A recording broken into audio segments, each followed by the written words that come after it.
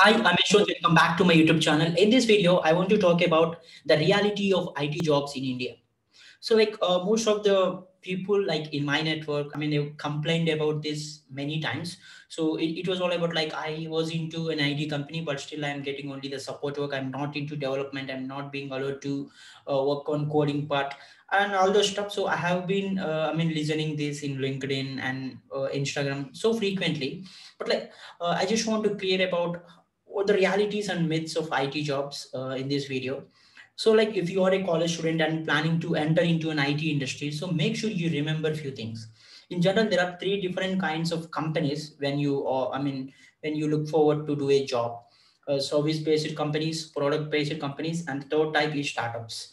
So, service-based companies are mostly like they are MNCs, so which hire in a bulk number, so which means like even if you don't have a proper skills, there are high chances like they will hire massive number of students from all the engineering colleges. They even hire unskilled people because they just need them to support their projects and to show their bench strength to the clients to get projects. That is the main intention of why service based MNCs hire a bulk number of people in general. So make sure you plan like what kind of job you want in your college days itself. So if you just want a job, so if you are hired for a service based company, so my suggestion is like also try to get a job in a product based company. Look, like if it's not possible, then okay, you already have a job in a service based MNC, then it's okay to go.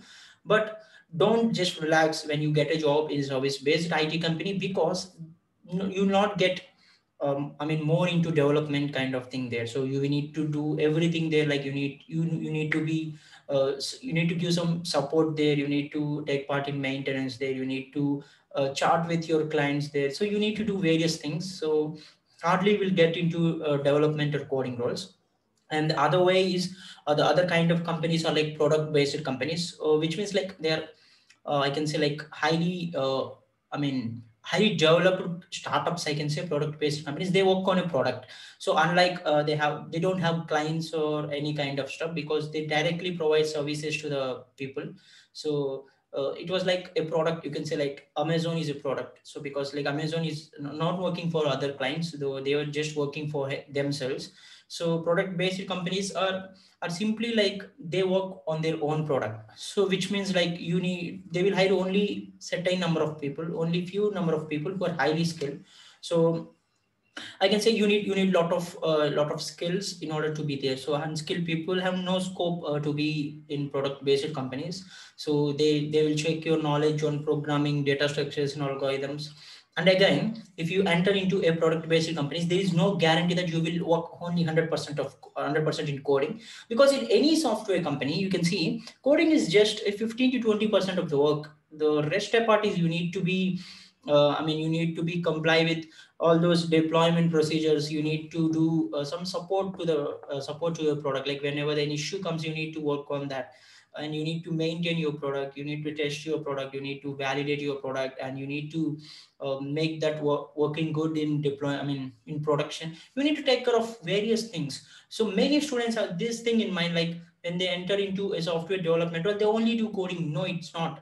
So coding is just 15 to 20% in any software product and any software project. So don't just expect coding in a software job, because coding is just a limited number, a limited amount of thing that you need to do in your daily job. Apart from that, you need to document everything, you need to give support.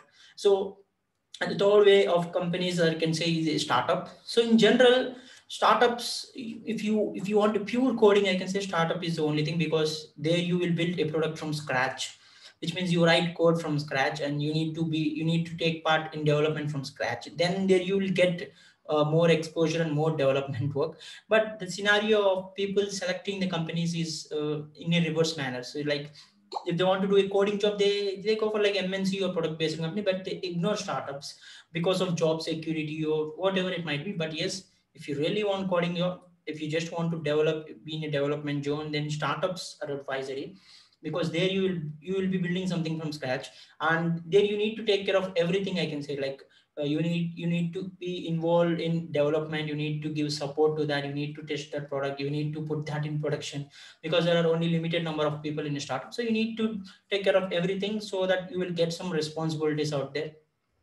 So like, before joining in any company, make sure you analyze what kind of work people do there, what kind of clients company has. And like, you need to understand one thing here. Like, just don't go blindly because of the name and fame of the company. The name and fame of the company depend on the revenue that they were generating.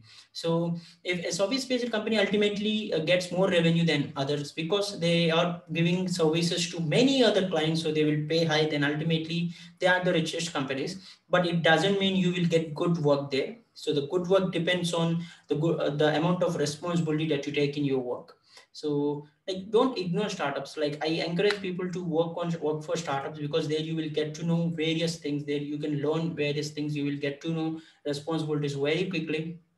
The first and foremost thing that you need to understand is how a software company works. So without knowing this, how can you judge a company based on the revenue or based on the work that you're doing? So you need to understand the basic minimum thing, how a software company works, how a technology based company works in a specific country and around the world. You need to understand this basic thing first. So yes, I can say, like, before going to a first job, you understand all these things: which company you are going to join, what they do actually, how they work. You need to focus on all those things. Like, don't just complain, like you're not getting enough work, you're being sat into bench. So don't complain about these things, because you joined it only on your concern, right? So because you are interested in it, you feel happy when you selected for a particular company, then why are you feeling sad with the amount of work that you are having? So you need to do this basic research before joining any company. So whatever the company might be, don't just think about job securities and the revenue that company is generating. Don't look into all those things. The amount of work that you need to do, the type of work that you have to do, you need to take care of all these things before joining into any other company.